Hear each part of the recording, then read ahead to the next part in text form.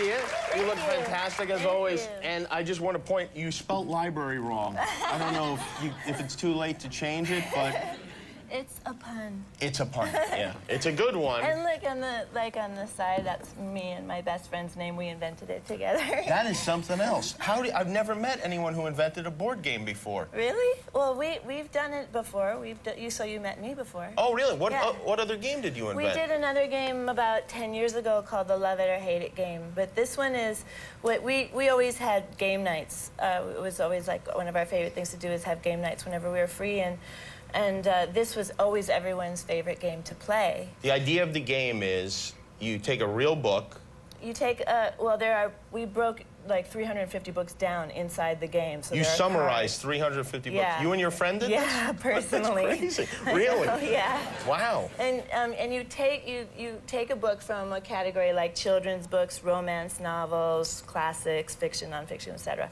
And then you pick a card from one of those book titles, and you read the title, the author, and a brief plot description, and then everyone has to write a fake first line to convince everyone theirs is the real one of the book. The very first line of the book people write, and you try to make it seem as much like the book as possible. Yeah, but not like the real one. You don't have to know the real one, just to total BS of first lines to try to make it reminds me of Hungry Hungry Hippos. I don't know that game. It's nothing like it. Or Mousetrap, maybe? I played this game one time, actually. It is fun. It's fun. It's really fun. And then you mix it in with the real one, and then you read them all out loud, and you see who gets the most votes. Do you play with your friends? Do you play with, like, who's best at this amongst your celebrity friends?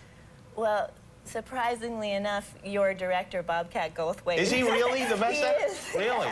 He was. Really? I mean, well, he's hysterically funny and really smart, and he just was I never get brilliant. that from him. But no, I do get. Do the voice, Bobcat. Find me. That wasn't the voice I was asking for.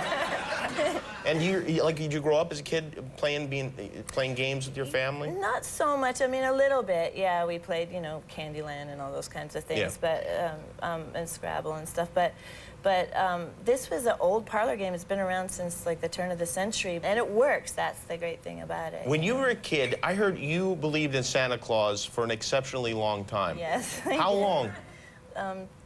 Really long. Really long. Do you still believe in him when you say really long? Well, no. I think I was the last one in my entire school to be told. Do you remember how you found out? Yeah, everyone in 5th grade like laughing at me, basically. Oh, really? Yeah. But I was so upset about the fact that everybody had lost faith and lost hope that I decided to undermine them all and wrap Christmas presents. Every Christmas I put presents under the tree for my whole family, including myself.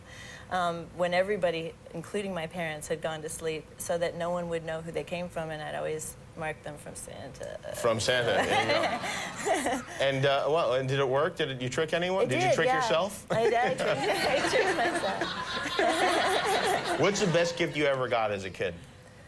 Well, every Christmas I would wish for a horse, and I would, write a letter to Santa asking for a horse. But of course, every birthday too, I would wish for one. But you're not allowed to tell what your birthday wish is. So my parents never knew. Is that right? Yeah. Really? And then one morning I woke up and there were 2 horses grazing in our backyard, and I was like, oh, thank you, Santa, thank you, God. Which is especially weird because you grew up in New York City. No, in Chicago, though. Oh, really? Yeah. And so your parents bought you horses? No, they didn't. They had escaped from a place down the street. My God.